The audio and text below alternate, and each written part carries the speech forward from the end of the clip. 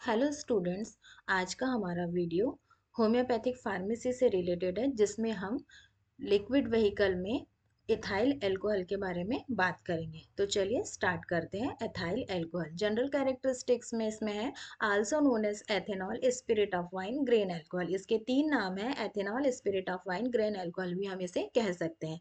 Chemical formula है C2H5OH। Molecular weight 46.07, boiling point है 78.5 degree centigrade, freezing point है -114 degree centigrade, specific gravity eight 15.6 degree centigrade या फिर 60 degree Fahrenheit पर इसकी स्पेसिफिक ग्रेविटी आती है आपकी 0.8159। ये सारे जो डेटाज हैं ये हमें याद रखने हैं, वो इसलिए क्योंकि यहाँ से कॉम्पिटिटिव एग्जाम्स में क्वेश्चंस पूछे जाते हैं।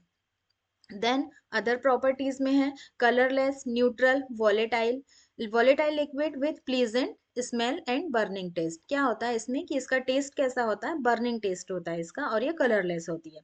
Then highly hygroscopic and inflammable, inflammable होती है, ये बहुत ज़्यादा ज्वलनशील होती है, ये बहुत जल्दी आग पकड़ लेती है। Then small doses stimulate, excess is poison. अगर इसका स्मॉल डोज लिया जाए तो ये हमारे नर्वस सिस्टम को स्टिमुलेट करता है। देन अगर इसका एक्सेस डोज हो तो ये क्या होता है, एज ए पॉइजन ये वर्क करती है, ये पॉइजन करती है। Then good solvent for organic compound, ये क्या है, good solvent for organic compound के लिए एक बहुत अच्छी सॉल्वेंट होती है ये। नेक्स्ट है bromine, iodine, phosphorus, sulphur dissolves इन अल्कोहल। ये जो चीजें हैं ब्रोमीन, आयोडीन, फॉस्फोरस और सल्फर, ये क्या है, ये अल्कोहल में ये डिजॉल्व हो जाते हैं। Then it is neutral, neither acidic और नॉर एल्केलाइन, न तो ये एसिडिक होती है और ना ही ये एल्केलाइन या बेसिक होती है। It has no medicinal properties, इसकी खुद की कोई मेडिसिनल प्रॉपर्टी नहीं होती, इसीलिए ये एज ए व्हीकल यूज होती है। It is not easily decomposed और स्पॉइल्ड बाय लॉन्ग स्टोरेज, लंबे समय तक स्टोर करने पर ये स्पॉइल्ड या खराब नहीं होती और ना ही ये डिकम्पोज होती है। It has great power of extracting medicinal portion from drug substance, इसमें एक पावर होती है जो कि ड्रग सब्सटेंस से उसके मेडिसिनल पावर को ये बाहर निकाल सकती है, उसे एक्सट्रैक्ट कर सकती है। Then it is good preserver of plant and animal tissue at 70%, 70% ethyl alcohol जो है वो क्या होती है, एक बहुत अच्छी प्रिजर्वर होती है प्लांट और एनिमल टिश्यू को प्रिजर्व करने के लिए। देन अब इसके बाद आते हैं इसके सोर्सेस पे। सोर्सेस ऑफ अल्कोहल में है molasses, starch, sugar and ethylene. तो फर्स्ट मोलेसेस, मोलेसेस में मोलेसेस हम किसे बोलते हैं, molasses a waste product from sugar factories. Sugar factory का जो वेस्ट प्रोडक्ट निकलता है उसे हम मोलेसेस कहते हैं।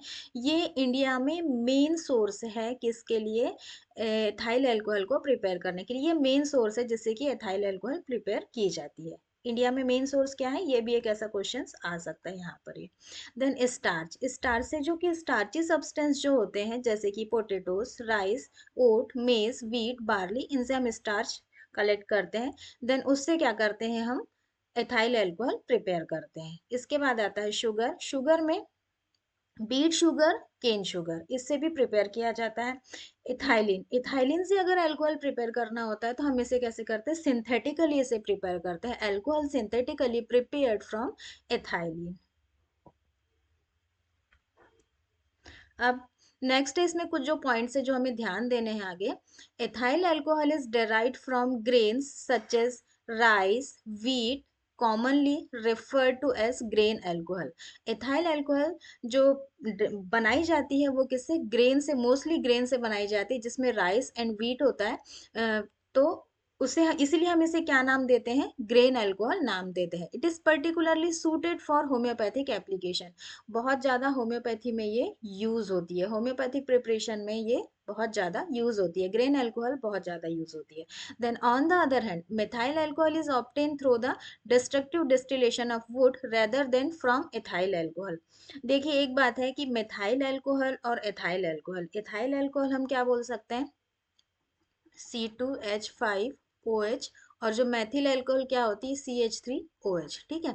तो जो मिथाइल अल्कोहल होती है, मिथाइल अल्कोहल तो ग्रेन अल्कोहल हो गई। देन इसके बाद जो आपका मिथाइल अल्कोहल है, मिथाइल अल्कोहल किससे प्रिपेयर की जाती है, destructive distillation of would, would के डिस्ट्रक्टिव डिस्टिलेशन से ये प्रिपेयर की जाती है। तो दोनों में डिफरेंस है, आप ये नहीं बोल सकते कि इथाइल अल्कोहल से मिथाइल अल्कोहल को प्रिपेयर किया जाता है, दोनों के प्रिपरेशन मेथड जो है वो अलग अलग है, ठीक है। देन इसके बाद production of ethyl alcohol from molasses, molasses से हम कैसे प्रिपेयर करते हैं इथाइल अल्कोहल को।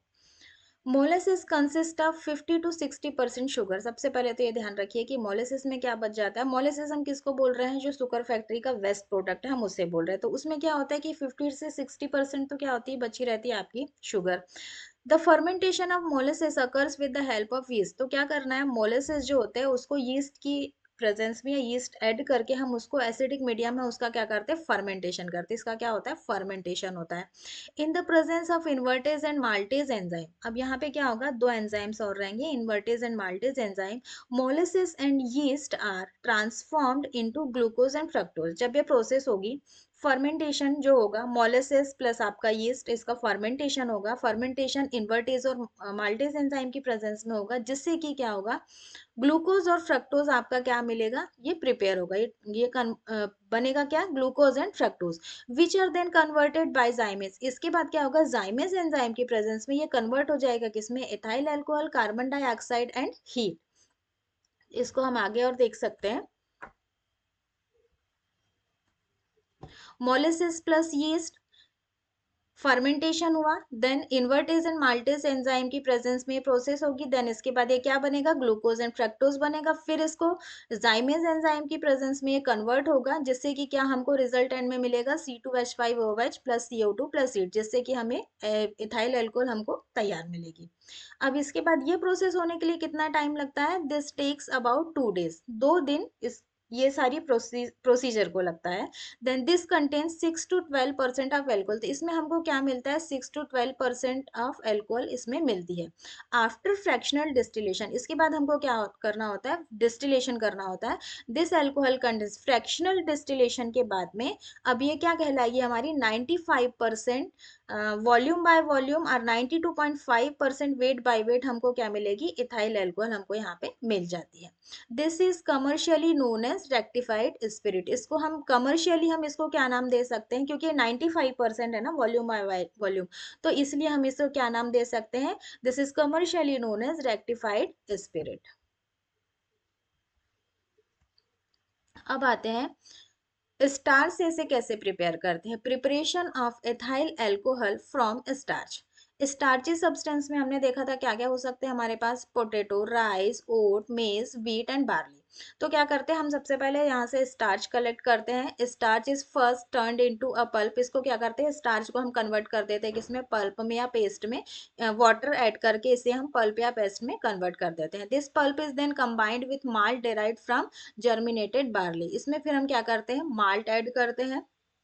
this the mixture is maintained at 50 degree centigrade for approximately 30 to 60 minute.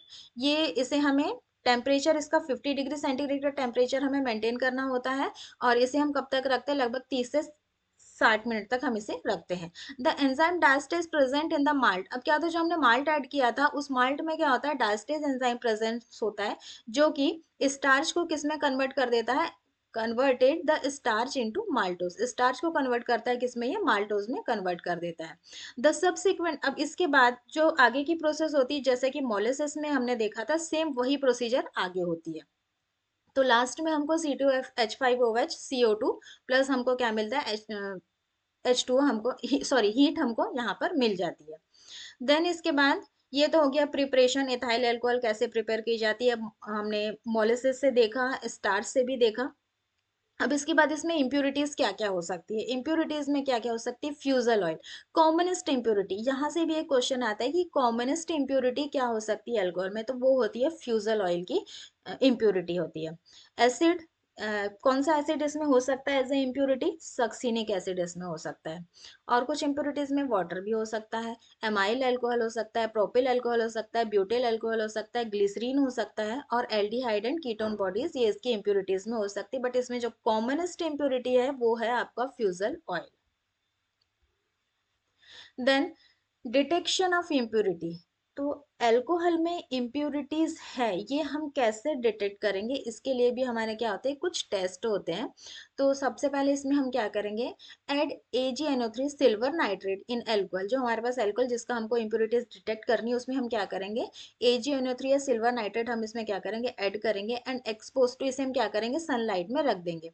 And expose to sunlight a reddish colour appeared presence of fusel. अगर वहां पर फ्यूजल oil present है तो सनलाइट में रखने के बाद हमें क्या होगा, वहां पे एक रेडिश कलर हमको वहां पे अपीयर होगा, जिससे हम ये क्लियर कर सकेंगे कि इसमें फ्यूजल ऑयल की इम्प्योरिटी है। देन अब इसके बाद एक और टेस्ट होता है इसमें, वो है oil of wintergreen test. Oil of wintergreen test में 3 to 4 ml of alcohol plus 1 gram of sodium salicylate और salicylic acid plus 1 ml of concentrate H2SO4। हमको क्या करना है, अल्कोहल लेना है, सैलिसिलिक एसिड लेना है और H2SO4 लेना है। ये तीनों को मिक्स करना है, पर इसकी क्वांटिटी हमें ध्यान रखनी है। It if gives smell of methyl salicylate oil of wintergreen presence of methyl alcohol. अगर यहाँ पे हमें कुछ मेथाइल सैलिसिलेट जैसी स्मेल आती है तो हम ये समझेंगे कि यहाँ पे मिथाइल अल्कोहल की प्रेजेंस है, जिसे हम जो मेथिल सैलिसिलेट है इसी को हम क्या बोलते हैं, ऑयल ऑफ विंटरग्रीन। इसे ही हम क्या बोलते हैं, ऑयल ऑफ विंटरग्रीन, इसीलिए इसका नाम पड़ा है ऑयल ऑफ विंटरग्रीन टेस्ट। अब इसका प्रिजर्वेशन, कि अल्कोहल तो हमने प्रिपेयर कर लिया, उसकी इम्प्योरिटीज भी देख ली, उसे डिटेक्ट भी कर लिया, कौन से टेस्ट होते हैं वो भी देख लिया। देन अब इसके बाद इसका प्रिजर्वेशन, कि हम इसको प्रिजर्व कैसे करते हैं, इसको हम स्टोरेज कैसे करके रखते हैं। तो इसमें ये ध्यान रखना है, air tight Pyrex bottle, Pyrex bottle जो आती है उसमें ही हमें अल्कोहल को रखना होता है, ताकि ये लंबे समय तक प्रिजर्व रह सके या स्टोरेज हो सके। सो आई होप कि इथाइल अल्कोहल की डिटेल्स आपको पसंद आई होगी। और भी अगर कुछ कंफ्यूजन हो तो प्लीज कमेंट में बताएं। Thank you. Thank you for watching.